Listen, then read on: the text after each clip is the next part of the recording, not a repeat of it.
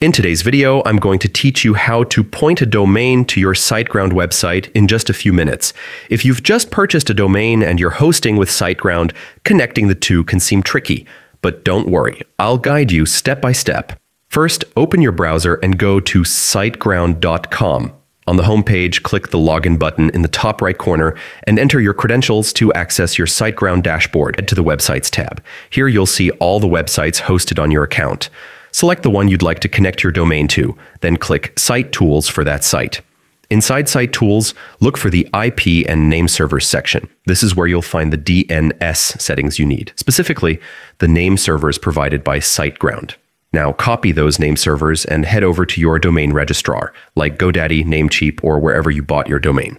Open the DNS settings for your domain and replace the default name servers with the SiteGround ones.